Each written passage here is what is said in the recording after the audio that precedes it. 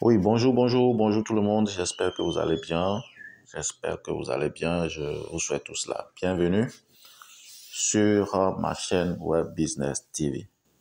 Oui, comme d'habitude, aujourd'hui, je vais vous parler de comment on fait un retrait chez la propre firme OFP. Comment retire-t-on de l'argent sur son compte OFP après avoir fait des bénéfices. Donc, dans cette vidéo, je vais vous montrer les étapes à suivre et les conditions à remplir.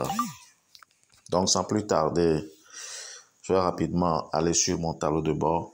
La première condition que vous devez avoir, d'abord,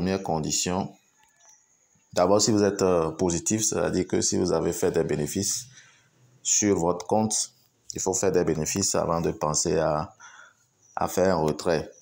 Donc, je vais aller rapidement sur un compte ici. Si vous avez fait des bénéfices sur votre compte,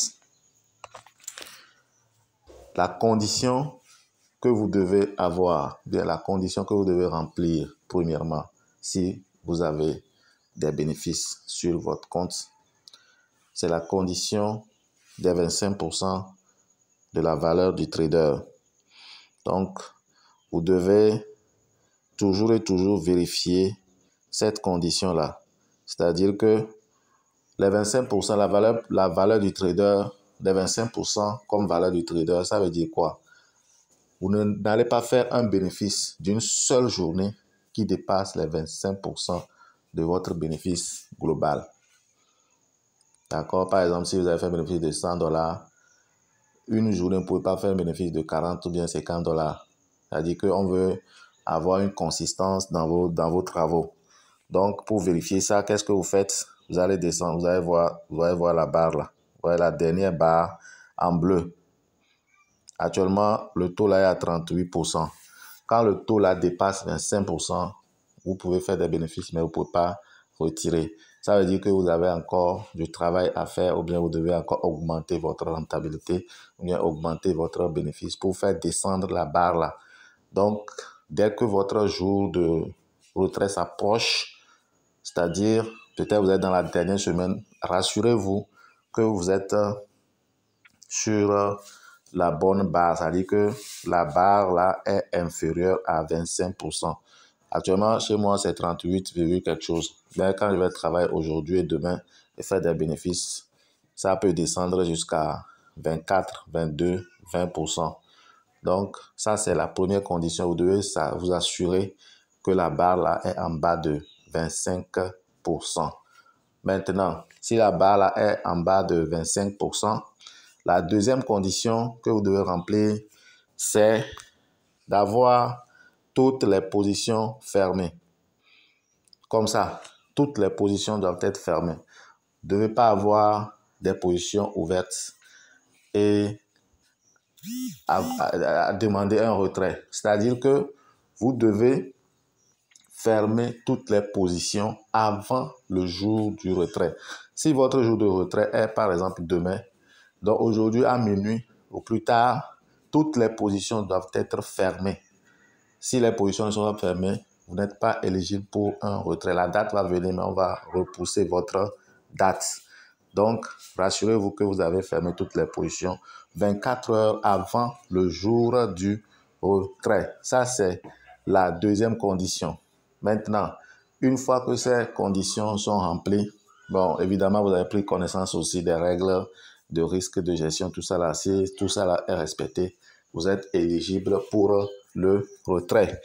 Maintenant, une fois éligible pour le retrait, le jour J, déjà le matin, vous allez recevoir un email, le fameux email que j'aime beaucoup, le Payout Day. Quand vous recevez ce mail-là, ça veut dire que vous pouvez faire votre retrait facilement. Maintenant, une fois que le mail est reçu, lisez correctement le mail et répondez au mail. Si vous voulez faire un retrait par crypto-monnaie, vous allez répondre au mail en donnant votre adresse de réception de crypto-monnaie et généralement, c'est la crypto-monnaie LTC qu'ils utilisent. Est-ce que vous comprenez? Maintenant, il faut lire le mail pour voir si votre pays est autorisé à faire les virements bancaires. Si vous voulez faire un retrait par virement bancaire. Donc, c'est très important de bien lire ce mail-là avant de répondre. Et dans ce mail, en bas, vous avez votre certificat de retrait à télécharger. En bas, voilà, vous allez voir OFP Certificate of Payout. Vous pouvez télécharger ça rapidement. Donc, voilà. Et une chose aussi que vous pouvez retenir, c'est que l'adresse que vous avez utilisée ou bien le wallet que vous avez utilisé pour faire acheter le compte, c'est ce wallet-là qui reçoit les fonds. Si vous avez utilisé un compte bancaire pour acheter ou bien une carte Visa pour acheter les comptes, vous allez recevoir les fonds sur un compte bancaire relatif à cette carte.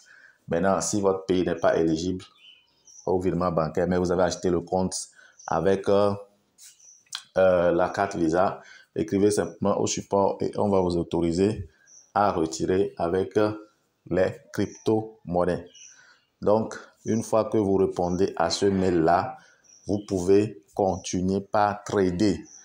Sans réponse à ce mail, vous n'avez pas le droit de continuer par trader. Vous devez répondre à ce mail pour valider votre retrait avant de continuer par trader sur le compte.